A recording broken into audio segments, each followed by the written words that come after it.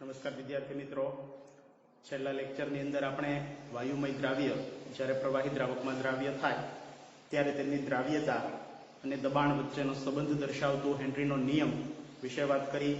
તેમના અનુપ્રયોગો જોયા, હેનરીના નિયમ આધારિત ઘણા બધા એક્ઝામ્પલ જોયા, નીટ જી ગુજસેટમાં પૂછી શકાય તેવા એમસીક્યુ એ પણ જોયા. હેનરી નિયમ આધારિત મેં તમને 60 જેટલા અલગ અલગ પ્રકારના પ્રશ્નો એમસીક્યુ રૂપે પીડીએફ ફાઇલ બનાવીને તમને મોકલ્યા હતા, તો એ પણ તમે સોલ્વ કર્યા. એ પણ તમારી પીડીએફ ફાઇલ છે એ હોમવર્ક સ્વરૂપે મને ફરી પાછી વોટ્સએપ દ્વારા માધ્યમ દ્વારા મળી રહી છે. તો હવે આપણે પ્રવાહી દ્રાવણો વિશેની ચર્ચા છે એ આ ટોપિકની અંદર કરવાની છે.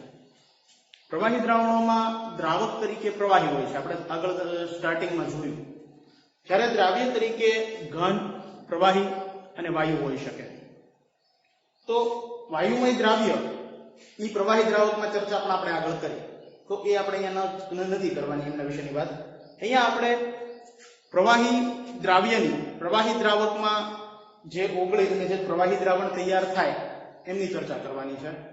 ઉપરાંત આગળ ઘન દ્રાવ્યની પ્રવાહી દ્રાવકમાં જે ઓગાળી જે દ્રાવ્ય તૈયાર થાય તો એમની ચર્ચા પણ આપણે ત્યાંથી આગળ કરવાની છે. તો હાલ પૂરતી આપણે અહીંયા પ્રવાહી દ્રાવ્યની, પ્રવાહી દ્રાવકમાં દ્રાવ્યતા અને આ જો દ્વિઅંગી દ્રાવણ હોય એટલે કે એક દ્રાવ્ય અને એક દ્રાવક હોય, આ બે પૈકી કોઈ પણ એક અથવા બંને જો બાષ્પશીલ હોય તો એમના બાષ્પ દબાણની ચર્ચા આ ટોપિકની અંદર આપણે કરવાની છે. તો આ આપણે અહીંયા જે પ્રવાહી દ્રાવ્ય એ પ્રવાહી દ્રાવકમાં ઓગળે એટલે કે દ્રાવ્ય થાય ત્યારે એમના બાષ્પ દબાણ સાથેનો સંબંધ દર્શાવતું સમીકરણ જે રાઉલ્ટ દ્વારા આપવામાં આવ્યું, ફ્રેન્ચ રસાયણશાસ્ત્રી છે, તો એમના દ્વારા જે આપવામાં આવ્યું, તો આ રાઉલ્ટનો નિયમ એટલે આપણે બે નિયમો રાઉલ્ટના જોવાના છે અહીંયા. જ્યારે બાષ્પશીલ દ્રાવ્ય હોય અને બાષ્પશીલ દ્રાવક હોય ત્યારે રાઉલ્ટનો નિયમ, અને અબાષ્પશીલ દ્રાવ્ય અને બાષ્પશીલ દ્રાવક માટે રાઉલ્ટનો નિયમ આપણે અહીંયા જોવાનું છે. તો સૌપ્રથમ આપણે બાષ્પશીલ દ્રાવ્ય અને બાષ્પશીલ દ્રાવક એટલે કે બંને પ્રવાહી, દ્રાવ્ય પણ પ્રવાહી, દ્રાવક પણ પ્રવાહી, અને બંને બાષ્પશીલ હોય ત્યારે રાઉલ્ટ દ્વારા જે નિયમ આપવામાં આવ્યો એના વિશેની વાત આપણે અહીંયા. આ નિયમ શરૂ કરતા પહેલા આપણે એક સામાન્ય ઉદાહરણ સમજી અને પછી રાઉલ્ટના નિયમ પર આવીએ. તો દાખલા તરીકે આ એક પાત્ર છે.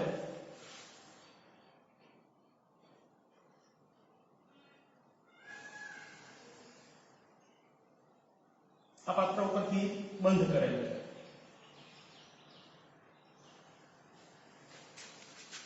આ પાત્રની અંદર દ્રાવણ ભરવામાં આવ્યું.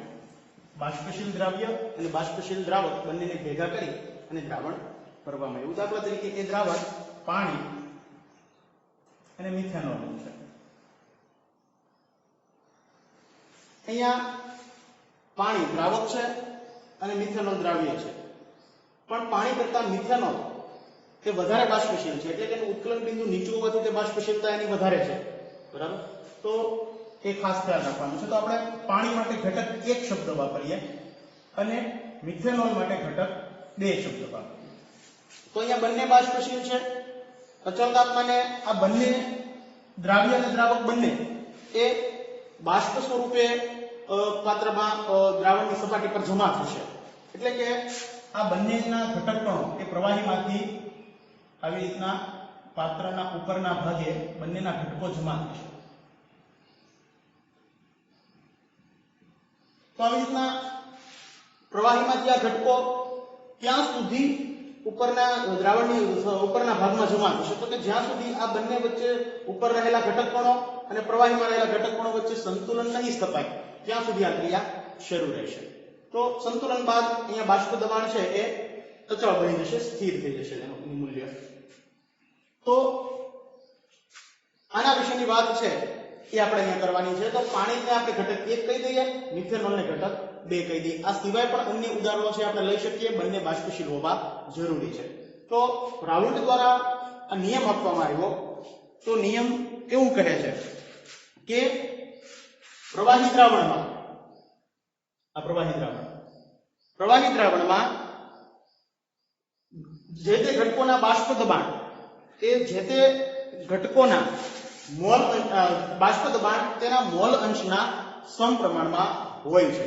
એટલે કે અહીંયા પાણી અને મિથેનોલ આ બંનેની વાત કરીએ તો પાણીનું જે આંશિક બાષ્પ દબાણ જે છે તે પાણીના મોલ અંશના સમપ્રમાણમાં હશે. મિથેનોલ માટે વાત કરીએ તો મિથેનોલ દ્વારા જે બાષ્પ દબાણ રચાણું તે આંશિક બાષ્પ દબાણ મિથેનોલનું એ પણ મિથેનોલના મોલ અંશના સમપ્રમાણમાં હશે. તો નિયમ જોઈએ, નિયમ લખ્યા અને ત્યારબાદ એની સમજૂતી આગળ જોઈએ.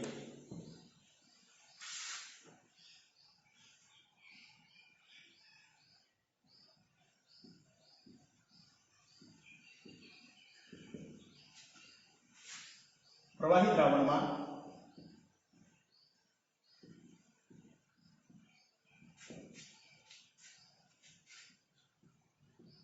જે તે ઘટકના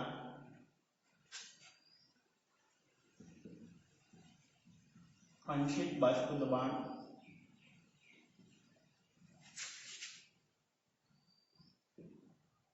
જે તે ઘટકના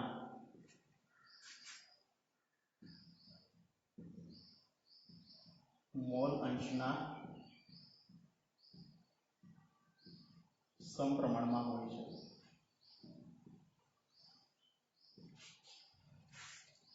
તો અહીંયા દ્રાવ્ય અને દ્રાવક બંને બાષ્પશીલ પ્રવાહી છે એટલે કે જે બાષ્પ દબાણ કુલ બાષ્પ દબાણ રચાશે એ બંને ઘટકોના બાષ્પ દબાણના સરવાળાથી રચાયું હશે. તો આપણે દ્રાવ્ય અને દ્રાવક આ બંને માટે ઘટક 1 અને 2 શબ્દો જો વાપરીએ તો દ્રાવક માટે જો આપણે ઘટક 2 કહીએ, દ્રાવકને કહીએ ઘટક 1 સોરી અને દ્રાવ્ય માટે કહીએ ઘટક 2. તો ઘટક 1 દ્વારા જે પાત્ર પર બાષ્પ દબાણ રચાણું આંશિક બાષ્પ દબાણ તેને આપણે કહીએ P1. આવી જ રીતે દ્રાવ્ય પણ બાષ્પશીલ છે તો એના દ્વારા જે બાષ્પ દબાણ રચાયું તેને કહીશું આપણે P2. દ્રાવક માટે ઘટક 1 દ્રાવણમાં એમના મોલ અંશને કહીશું આપણે X1 અને દ્રાવ્ય માટે ઘટક 2 એટલે કે એમના જે મોલ અંશ છે પાણીના દ્રાવ્ય એને આપણે કહીશું X2. તો રાઉટના નિયમ પ્રમાણે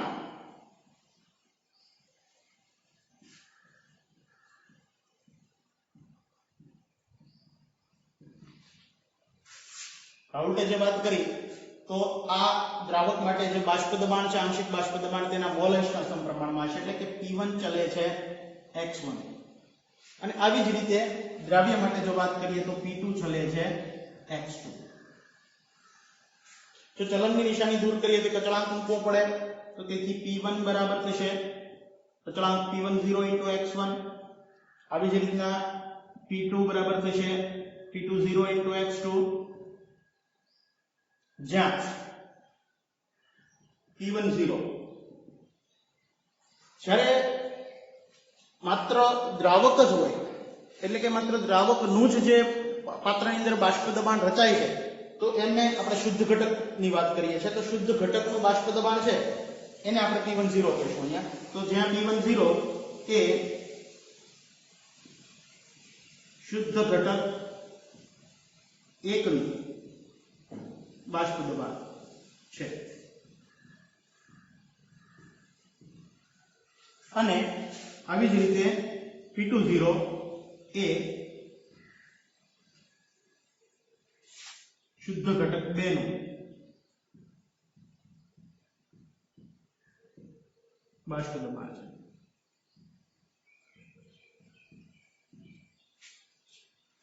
તો અહીંયા દ્વિઅંગી દ્રાવણ છે, માત્ર દ્રાવક અને દ્રાવ્ય બે જ ઘટકો છે.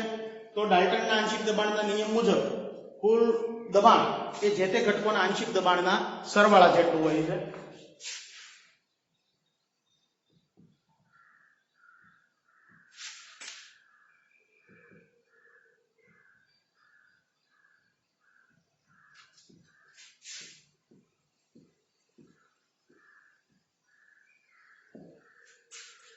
તો P ટોટલ એટલે કે કુલ બાષ્પ દબાણ એ બંને ઘટકો P1 અને P2 આ બંનેના સરવાળા જેટલું હશે. તો અહીંયા P1 અને P2 આ બંનેની કિંમતો આને આપણે કહી દઈએ સમીકરણ નંબર 1 અને કહી દઈએ સમીકરણ નંબર 2 તો ત્યાંથી મૂકતા તો સમીકરણ 1 માંથી P1 ની કિંમત અને સમીકરણ 2 માંથી P2 ની કિંમત મૂકતા આપણને સૂત્ર મળશે P total બરાબર P10 into x1 અને વત્તા P2 બરાબર મળશે P20 into x2. અહીંયા દ્રાવણની અંદર આપણે જોઈ ગયા આગળ કે દરેક ઘટકના મોલ અંશનો સરવાળો 1 હોય છે. અહીંયા દ્વિઅંગી દ્રાવણ છે એટલે કે બંને ઘટકો x1 અને x2 આ બંનેના ઘટકોના મોલ અંશનો સરવાળો 1 થશે. જો આપણે આ સમીકરણમાંથી કોઈ પણ બે માંથી કોઈ પણ એકને જો કરતા બનાવી દઈએ, દાખલા તરીકે આપણે x2 ને જો કરતા બનાવીએ તો આપણને પ્રાપ્ત થાય x2 બરાબર આ x1 બરાબરની આ સાઈડ જાય 1 માંથી બાદ થઈ જશે તો 1 x1 તો x2 બરાબર મળશે આપણને 1 x1 અને કે જે સમીકરણ નંબર 3 જે સમીકરણ 3 માં મૂકતા તો આ કિંમત આપણે સમીકરણ નંબર 3 માં મૂકીએ તો આપણને પ્રાપ્ત થશે P total બરાબર P10 into x1 વત્તા P20 into x2 ની જગ્યાએ આપણે મૂકવાનું છે 1 x1 તો તેથી P total બરાબર P10 into x1 વત્તા આ P20 એક પોતાની સાથે ગુણાશે એટલે P20 ની એક સાથેનો ગુણાકાર થાય છે P20 મધ્યમ પદની નિશાની ઓછા આનો ગુણાકાર આની સાથે એટલે P20 into x1. તો અહીંયા થોડાક પદની અદલાબદલી કરવાની છે કેમ કે આપણે અહીંયા આ સમીકરણની અંદરથી આપણે x1 એ કોમન લઈ શકીએ. તો થોડાક પદની અદલાબદલી કરું છું તો P total બરાબર થશે આ દાખલા તરીકે આ P20 છે એનો પ્રથમ લખી નાખો એટલે કે P20 ત્યારબાદ આ પદ લખું છું એટલે કે વત્તા P10 into x1 ત્યારબાદ આ પદ લખું છું માઈનસ P20 into x1. થોડાક પદની અદલા બદલી કરી છે જેથી કરીને થોડીક ગણતરીમાં તકલીફ ન થાય, સામાન્ય લેવામાં કોઈ તકલીફ ન થાય. તો P total બરાબર મળશે P20 આમની અંદર આટલા ભાગમાં આપણે x1 સામાન્ય લઈ શકીએ તો x1 ને સામાન્ય લેતા આપણે મળશે કે અહીંયા P10 P20 into x1 એટલે કે x1 આપણે સામાન્ય લઈ લીધા છે બરાબર. તેથી P total બરાબર સમીકરણ મળશે P20 વત્તા P10 minus P20 into x1. આવી જ રીતે જો આપણે અહીંયા x1 x2 ને બદલે જો x1 ને કરતા બનાવીએ તો પણ આવી જ રીતનું સમીકરણ પ્રાપ્ત થાય. તો અહીંયા આપણે પ્રાપ્ત થશે x1 બરાબર 1 x2. તો એવી રીતના મૂકવામાં આવે તો પણ એક સમીકરણ પ્રાપ્ત થાય. એમના વિશેની વાત પણ આપણે કરીએ. તો આ બાજુ હું થોડું ભૂસી નાખું છું.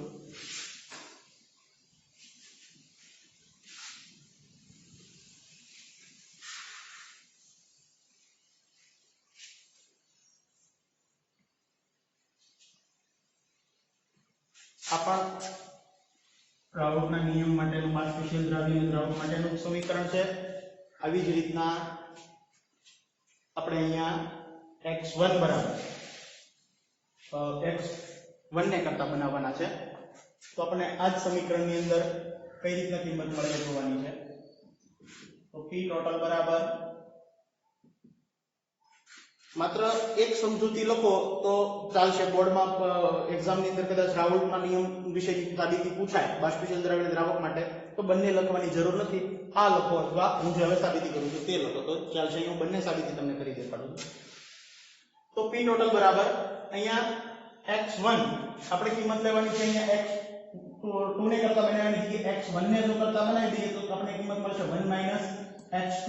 તો આ કિંમત છે તે આપણે અહીંયા આ સમીકરણની અંદર વાપરવાની છે સમીકરણ નંબર 3 માટે. તો P total બરાબર આપણે સમીકરણ મળશે P10 into x1 બરાબર 1 x2 વત્તા P20 ઇન્ટુ x2.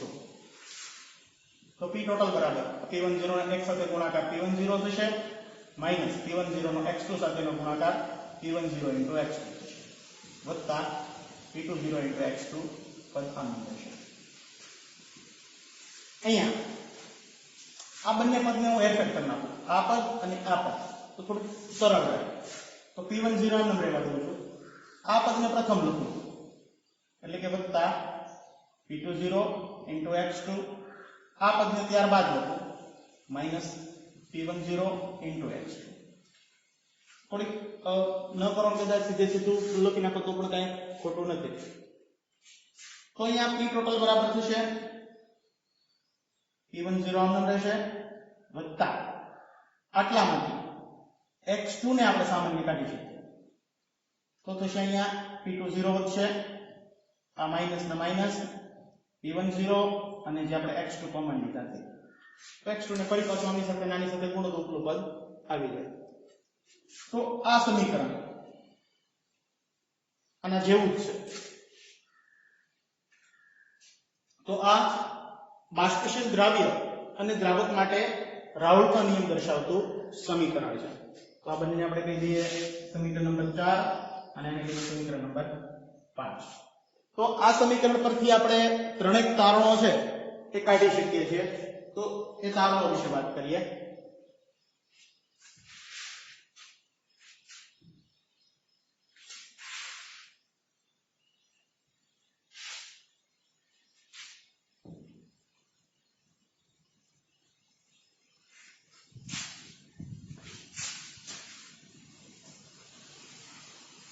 ઉપરોક્ત સમીકરણ પરથી નીચે મુજબ ના તારણો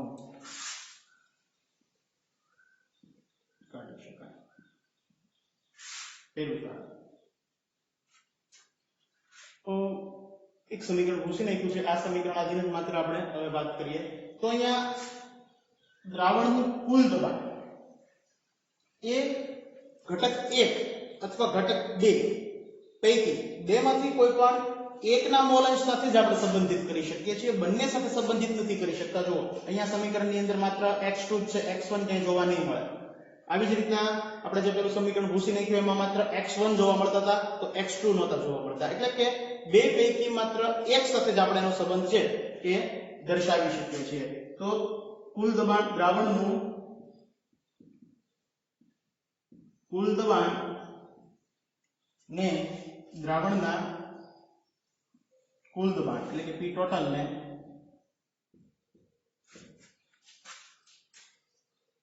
કોઈ પણ એક ઘટકના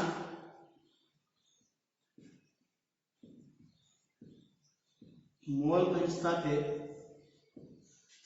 સંબંધિત કરી શકાય.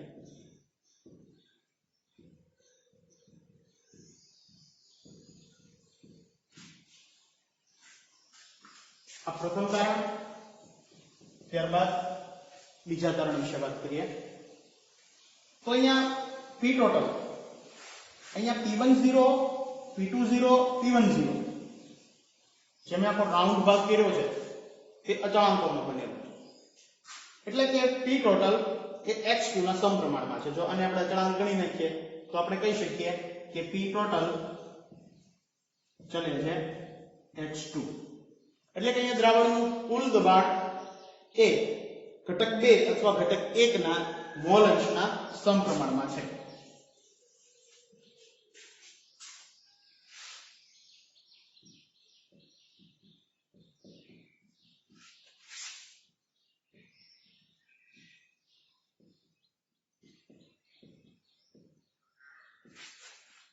ટોટલ એ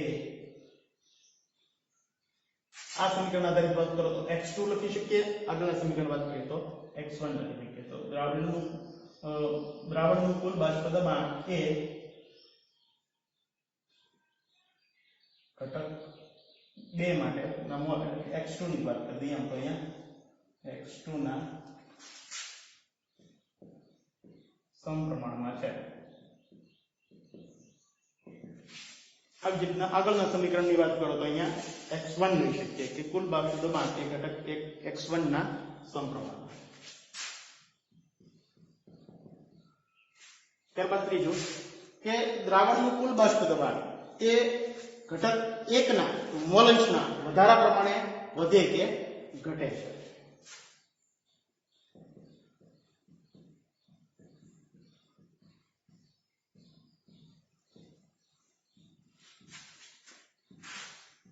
P total એ ઘટક 1 ના મોલન્સ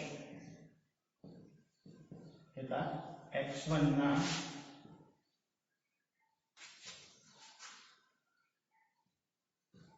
વધારા ઘટાડા સાથે વધે કે ઘટે છે।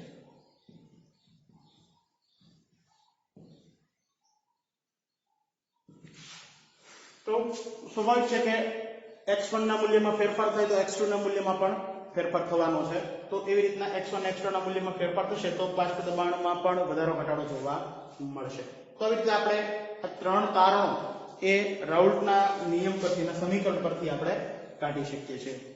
હવે જો આપણે રાઉલ્ટના નિયમ માટે P ટોટલ વિરુદ્ધ x1 અને x2 નો જો આલેખ દોરીએ તો એ આ મુજબ પ્રાપ્ત થશે આપણને।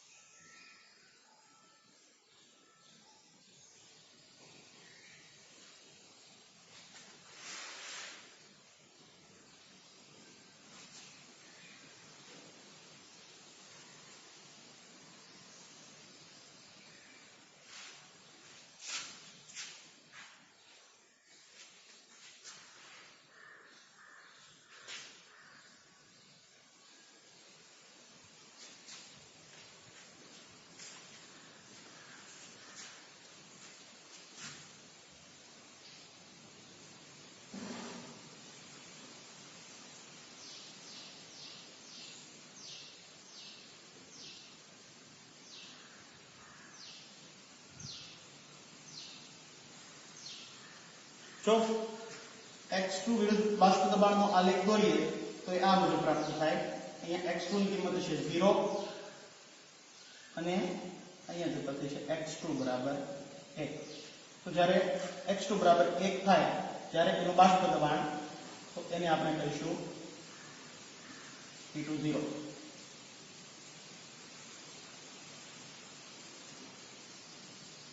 અહીંયા જે કિંમત મળશે એને આપણે કહીશું P20 અને આ મળશે P5। આવી જ રીતના જો આપણે x1 માટેનો આલેખ દોરીએ એ આલેખને હું થોડો ઉલટો દોરું છું જેથી કરીને આ બંને આપણે એકબીજા પર મૂકી શકીએ।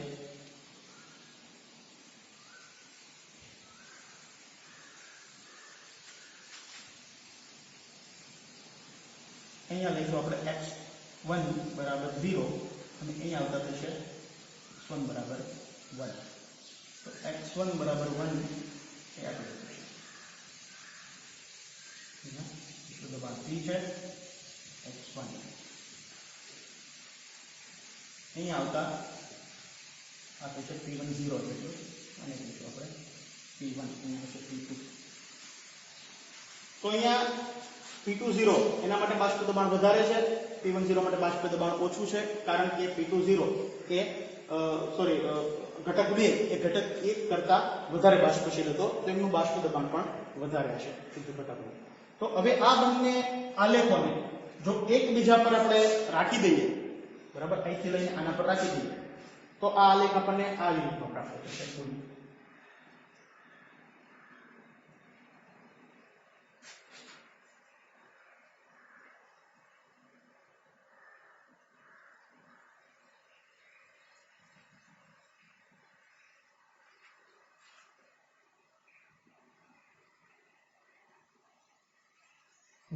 x2 बराबर 0 x2 बराबर 1 x1 बराबर 1 x1 બરાબર 0 અહીંયા તો p2 0 અને પછી p1 0 આ ઘટક p2 માટે અને p1 માટે આ બંનેને જોડી દઈએ તો એ મળશે p ટોટલ બરાબર થશે p1 વત્તા p2 તો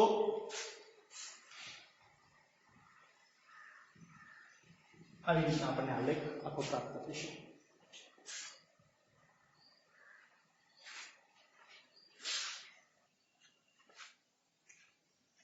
તો અહીંયા આલેખ પરથી આપણે કહી શકીએ કે જેમ જેમ x2 ની કિંમત જેમ જેમ વધે એટલે કે આ દિશામાં જેમ જેમ જઈએ એમ એમ x1 ની કિંમત ઘટતી જાય જ્યારે x2 બરાબર 1 થશે ત્યારે x1 બરાબર 0 થશે એવી જ રીતના આ દિશામાં x2 ની કિંમત ઘટતી જશે અને x1 ની કિંમત વધતી જશે તો એ જ પ્રમાણે x2 ની કિંમત જેમ જેમ આ દિશામાં જતા વધતી જશે એમ એમ એનું બાષ્પ દબાણ પણ વધતું જશે બરાબર જ્યારે x2 બરાબર 1 થાય એટલે કે શુદ્ધ ઘટક હોય ત્યારે એનું બાષ્પ દબાણ છે એ p2 0 જેટલું થશે એવી જ રીતના x1 એ આ દિશામાં આવતા ધીમે ધીમે કરતા ઘટતો જાય તો એનું બાષ્પ દબાણ પણ p1 0 જેટલું હશે આ બંને p1 0 અને p2 0 ને જોડતા p ટોટલ છે એ આપણને અહીંયા પ્રાપ્ત થાય છે તો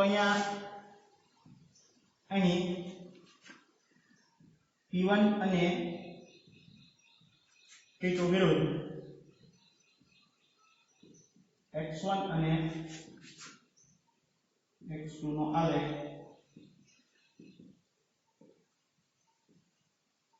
ઉપર દર્શાવ્યા પ્રમાણે મળે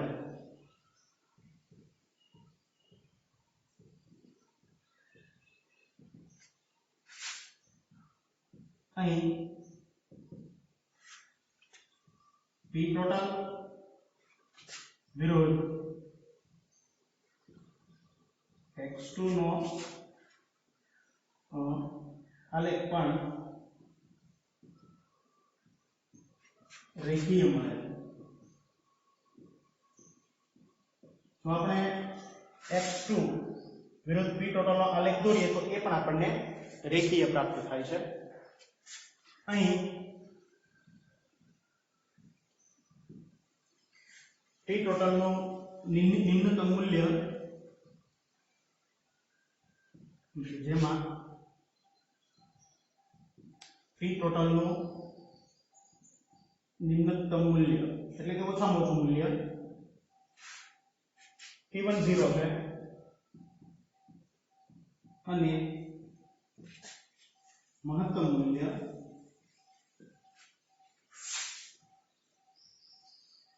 p2 તો p ટોટલ એનું નિમ્નતમ મૂલ્ય એટલે કે ઓછામાં ઓછું p1 0 અને વધુમાં વધુ p2 0 આપણને પ્રાપ્ત થાય હવે જો આ પાત્રની અંદર આપણે જે વાત કરી એ આ પાત્રની અંદર જે દ્રાવણ હતા દ્રાવણ હતું એમની આપણે વાત કરી હવે આપણે જે પાત્રની ઉપર જે બાષ્પ દબાણ રચાયું છે તેમાં જે ઘટકના વાયુમય કણો જે છે એમના જો મોલેશ આપણે પ્રાપ્ત કરવા હોય તો એ પણ આપણે ડાલ્ટનના નિયમનો ઉપયોગ કરી અને મેળવી શકીએ છીએ દાખલા તરીકે આપણે પહેલા વાત કરી એ આવી રીતના હતી કે આ પાત્ર જે બંધ હતું અહીંયા સુધી બંને ઘટકોનું મિશ્રણ ભરેલું હતું અને અહીંયા જે ઘટકો ગયા બાષ્પ બની અને આખું પાત્ર જે ભરી દીધું અને જે બાષ્પ દબાણ રચાયું તો એ બાષ્પ દબાણનો આપણે આ પ્રવાહી જે ઘટકો છે એમના મોલન્સ તથા x1 અને x2 સાથે આપણે એમને સંબંધિત કર્યા હવે જો આપણે આ પાત્રમાં જે બાષ્પશીલ ઘટકો છે એમના જો મોલન્સ ગણતરી કરવી હોય તો પણ આપણે ડાલ્ટનના નિયમનો ઉપયોગ કરી અને ગણતરી કરી શકીએ છીએ તો દાખલા તરીકે એ ઘટકના મોલન્સ y1 અને y2 કહીએ તો ઘટક 1 અને ઘટક 2 માટે ના આ બાષ્પશીલ ઘટકોની વાત છે બાષ્પકલામાં મોલ અંશ અનુક્રમે y1 અને y2 હોય તો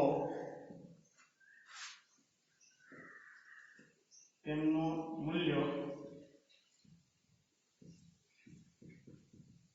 ડાલ્ટનના આંશિક દબાણના નિયમનો ઉપયોગ કરી મેળવી શકાય. આ સૂત્રની સાબિતી જે અહીં લખું છું એ આપણે ધોરણ 11 માં કરી ગયા છીએ. આપણે માત્ર અહીંયા સૂત્રો જ યાદ રાખવાના છે. એટલે કે ઘટક 1 માટે P1 બરાબર થશે y1 ગુણ્યા P ટોટલ. એવી જ રીતે ઘટક 2 માટે બાષ્પ દબાણ P2 એ થશે y2 ગુણ્યા P ટોટલ. તો કોઈ પણ ઘટક I માટે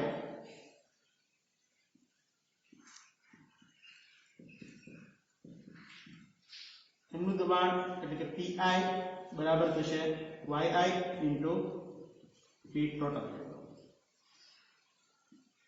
તો આ સૂત્રો એ પણ ખૂબ અગત્યના છે. એ પણ આપણે રાઉલ્ટના નિયમના સૂત્રની સાથે સાથે યાદ રાખવાના છે. તો અહીંયા આ બાષ્પશીલ દ્રાવ્ય અને બાષ્પશીલ દ્રાવક માટે રાઉલ્ટના નિયમ વિશેની જે કાંઈ થિયરી હતી એ આપણે અહીંયા પૂર્ણ કરીએ છીએ. તો ખાસ યાદ રાખવાની છે, ખૂબ ઉપયોગી છે, બોર્ડ માટે પણ આઈએમપી છે. નીટ જી ગુજસેટ ની અંદર એમના સૂત્રને આધીન ઘણા બધા એક્ઝામ્પલ પૂછી શકાય. તો હવે પછીની જે વાત છે એમના દાખલાઓ, એમના એક્ઝામ્પલ વિશે આપણે કરવાની છે. બોર્ડમાં પૂછી શકાય એવા એક્ઝામ્પલો પણ જોવાના છે. નીટ અને જી ગુજસેટ ની અંદર પૂછી શકાય તેવા એક્ઝામ્પલોની પણ આપણે અહીંયા પ્રેક્ટિસ કરવાની છે.